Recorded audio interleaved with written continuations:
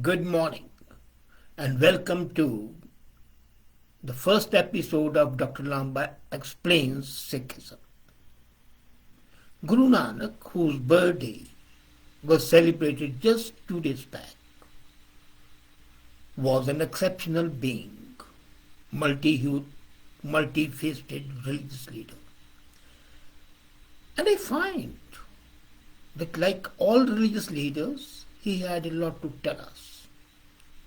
However, while most of the religious leaders give thoughts, ideas, and concepts which are relevant to the society at that time, but with the passage of time, those teachings lose their relevance. Guru Nanak, who was in fact mentioned in Rig Veda, Nanak word is mentioned, let me tell you, that the God would take birth in the shape of Guru Nanak. The word used was Nanak in Rig Veda, book 6. And another thing, let me deflate the Sikh balloon. Why Guru? Why Guru is not the first used by the Sikhs. It was used way back 800 years before Christ by Patanjali. Well, anyway, coming to Guru Nanak, he was a religious leader whose teachings were for all the times, and they have a sense of eternity about them. Jesus Christ's Sermon on the Mount, Krishna's call for action, Rama's, Hazrat Muhammad's, each one of them gave a message. And most of the messages have a relevance today.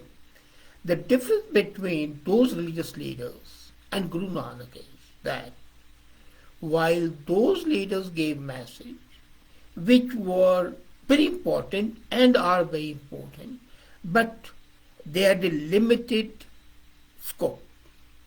Guru Nanak had a very wide variety of messages.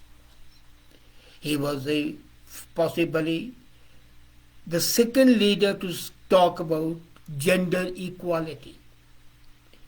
He was the first socialist in the world. But don't be shocked, that's a fact. He was a spokesman for the downtrodden. He was possibly the first religious leader who was a secular, having a disciple who was a Muslim. And he was not politically dead, he was politically alive. He was anti-imperialist and he was a spokesperson for the people who were exploited by the rich and the foreign element. And most important, he was an environmentalist. So if we look at all that, the contemporary world holds these things to be of extreme value, and Nanak was a spokesperson, outspoken spokesperson for all those values which we hold near and dear today. For example, Guru Nanak was the first man to say, Pavan Guru Pani Pita Mata Dhat Mahat. We are talking of the air, and air, he says, is our Guru, our teacher. Water is our father. Earth is our mother. They give us life. We sleep in the lap of night and day, so we should not spoil them. Can you show me a single such statement which speaks of environment in such clear terms? Possibly they might be there, but the way he spoke shows the commitment to environment, and that is what is most important. Now, if it was only environment, in one Shabad or the hymn that he said, which I quoted, Pavan Guru Pani Pita Mata Dat Mata, I would have possibly accepted that. But then he goes further.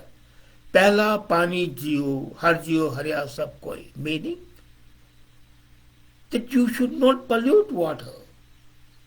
Air, water, earth, sky are the God's home and the temples. And that's why you see all the Sikh gurus build gurdwaras surrounded by water pools. Because they considered those gurdwaras as living beings, even the water. And if you spoil the water, then those living beings that live in the water, they'll die. So he supported marine life, especially fish.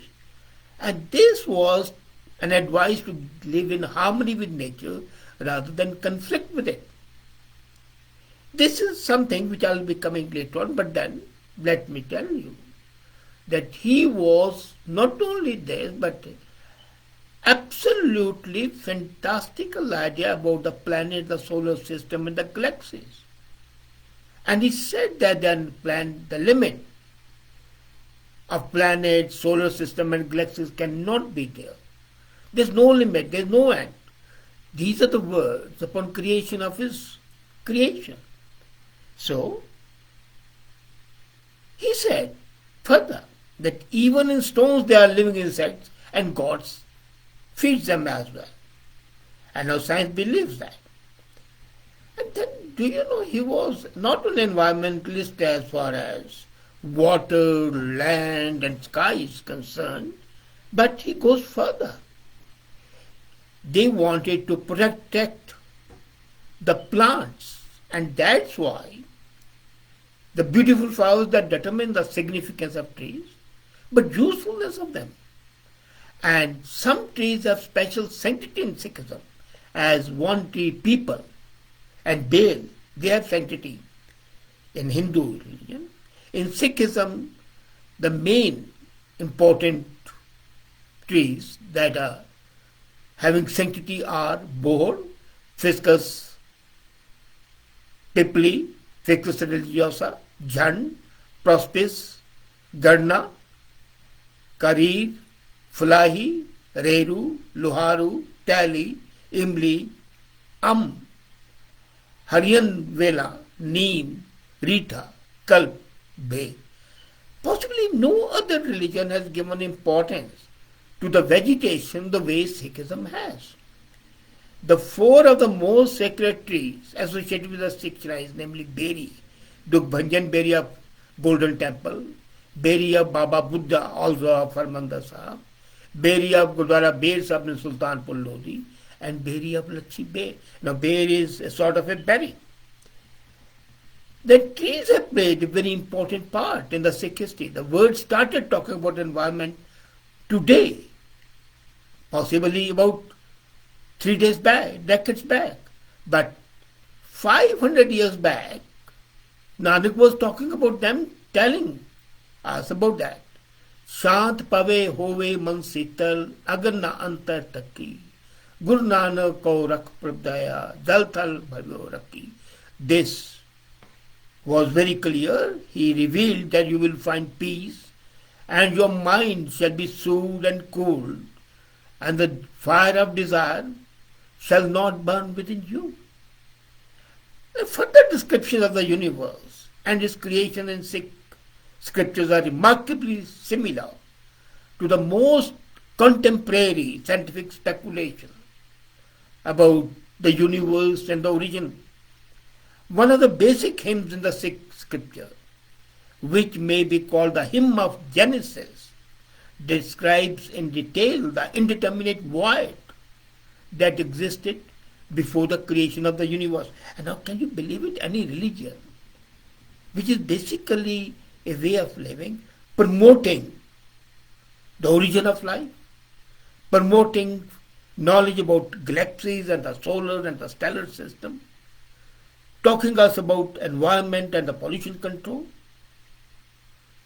If that is not contemporary relevance, then what else it is? But then come to the equality of women. Till now, women have never been regarded the equal status. In Hinduism, it was only at the time of Havanas. No Havan could be complete unless the lady was there. And that's why Rama had to build a statue of Sita when he wanted to perform a Havan. But the way the women have been suppressed in most of the religions, practically in all religions. They have been ignored for too long. And the problem of solving this social injustice, being careful about the women's concern and treat them as equal, was not there. And often piecemeal solutions to the environment problem focus on limiting population growth and on family planning programs.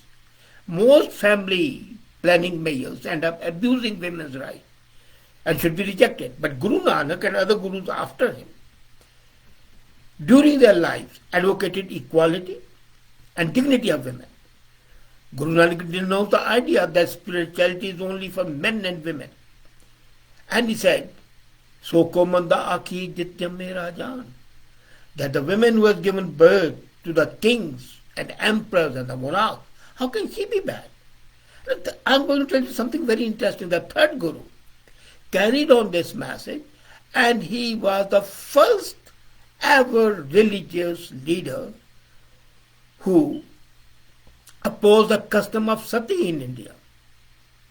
Of course, Raja Ram Mohan Rai did it in the 19th century, but Guru Amar Das did it way back in the 16th century, and he also advocated widow remarriage. So sati was the Indian practice that the widow would burn herself when the husband was being cremated. Guru Amar Das not only opposed it, advocated widow marriages, but he also appointed and ordained, for the first time in the history of the universe, women preachers. Then he appointed one female, you can call it head granthi, a bishop, Mathura Devi. And that was done 400 years back. Imagine it. The women were given that status. And they also raised their voice against parda or veil. This hijab and parda, they were against it. As a matter of fact, Guru Amar, Queen of Haripur, came to visit the Guru. And Guru said, no, she cannot come in the congregation, in the Sangat, when she is wearing a parda. When she is behind a veil, she cannot come. So the immediate effect of those reforms were that the women gained an equal status with men. Those who lived as governing slaves of society became fired with a new hope and courage to lift themselves. The spirit of Sikh women was raised with the belief that she was not a helpless creature, but a responsible being, having a will of her own. And she could do much to mold the destiny of a man. And that is why, if you remember, I had talked once, that the Sikh women who have played a major role, like Mai Bhago, during the time of Guru Gobind Singh, who shamed the people who had deserted him and fought and the war at Mugasa. Rani Sadakaur, the power or the intelligence behind Ranjit Singh's empire. So that tradition was started by Guru Nanak. Then the other relevance, contemporary relevance, is the community-based sharing of resources. The traditional mode of farming and traditional mode of life in northern India was dependent on very limited resources. So they are that those people should use resources by reusing and recycling. Now we talk of reuse, recycle today as a means of environmental issues, pollution control. And these were being used in traditional rural India and Punjab. And do you know, that is why the center of the human activity in 6 Gurdwaras and a source of water, it can be pond, it can be tank, it can be pool, running water. So they were surrounded by community land and they were not owned by one. And that's why 6 Gurdwaras, they provide you food all the time. If you are a traveler, you can go and stay there, and so much so that they'll provide you with even the bedding. So then these gurus established towns and cities. And the whole focus was on a lifestyle based on sharing, a lifestyle that promoted equality among people and optimum utilization of resources. Even today, rural Punjab families share resources with their neighbors. If you have seen in a village wedding, you would see that the entire village plays host to the guests and shares living space and so on. And gurdwaras, as I said, are specifically designed to have a water tank, or are near rivers or pools. Amritsar, of course, referred to Golden Temple and Amritsar is proverbial, but so are the other gurdwaras. So emphasis was on the utilization of resources, in addition to the place being a place for prayers and congregation. So all that showed that he was aware, Guru Nanak. Now you will say that I talked of women equality, I talked of environment, but I had referred, if you remember, that he was the first socialist. And he was a spokesman for the downtrodden. He was a man who could tell people, look here, nobody is superior to the others. There's a story that he went and lived and had food with a lowly carpenter. So,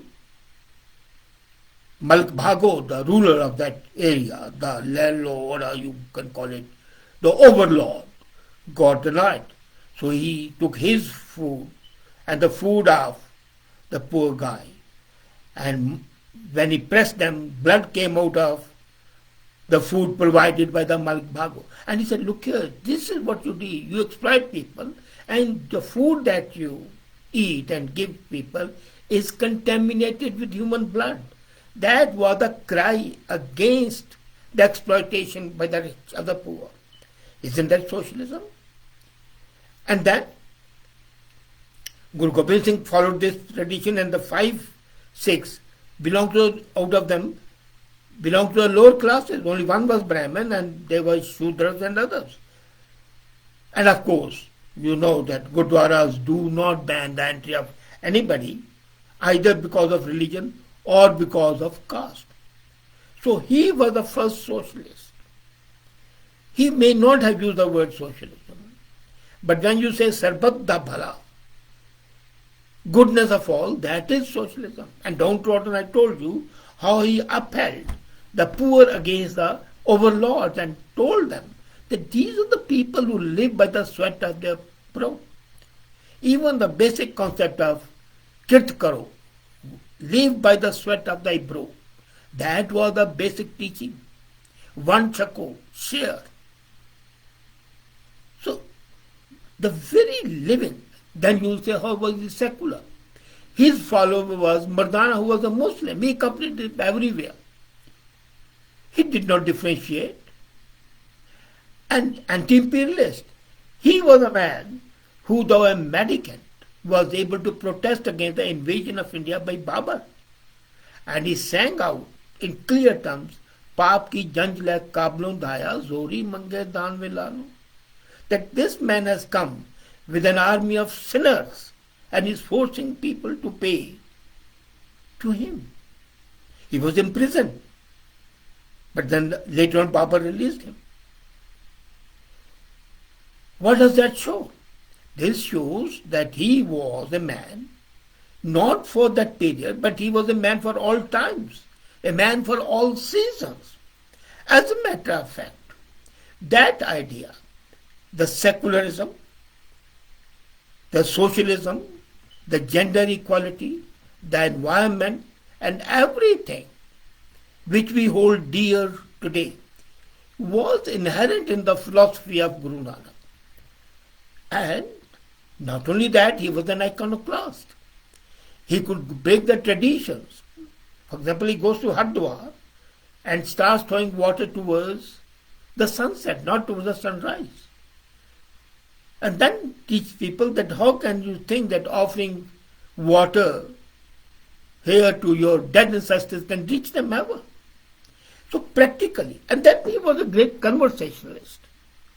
His goshtis, his discussions with different groups, whether they were the Qazis, whether they were the Siddhpis, showed that He was logical, philosophical, down to the earth. What are the key lessons? Being absolutely modern, he was authentic. And what he preached was honesty. Most important thing, you have to be corruption free. You have to be honest. You have to be authentic. You have got to share. And then you are a trustee. Basically, he was telling, and interestingly, I'll tell you a story, that his father gave him 20 rupees to go and do fair business. He fed those mendicants with those 20 rupees and came back, and the father scolded him. And he said, "No, Dad, what I did was a real fair business. Sacha Sauda, the true business." That was the concept of trusteeship of capitalism. You have capital, it's not your personal property, you are holding it in trust for the people. And that's a concept we are preaching today. But he did it 500 years back, 5 centuries back. He could talk of sharing and being trustee. Then equality, as I said. Manas ki jaat sab ek ke pehchan wo. Can anybody think that the whole world, Manas ki jaat, all humanity is one? You cannot differentiate on human beings based on the caste, religion, race, color, finance, or sex. He shared his food and belonged with those in need. Respect women, of course. Treat them as equal. Selfless seva. Fight superstition. As I told you, he was very clear. And he refused to wear a janau, the sacred thread that the Hindus wear. He said, "No, you don't need it." He wanted qualities to be there. So these teachings of Nanak, and then most important, compassion.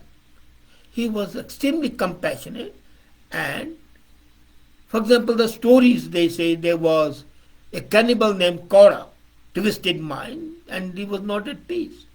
So when he came to Guru Nanak was not afraid of his being a cannibal, and he remained calm. Kaura was confused because he was accustomed to see people frightened. So Guru Nanak's compassion and kindness broke him down, and he began to cry. He felt helpless. And then Guru told him that the toughest of souls can be transformed with acts of love, kindness, compassion. Because anger and fear only generate more anger and more fear.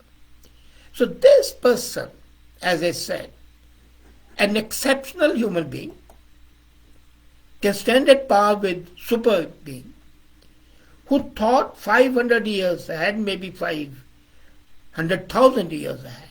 Because his teaching was, as I said, for all the times, and the contemporary value of those teachings cannot be negated in any way.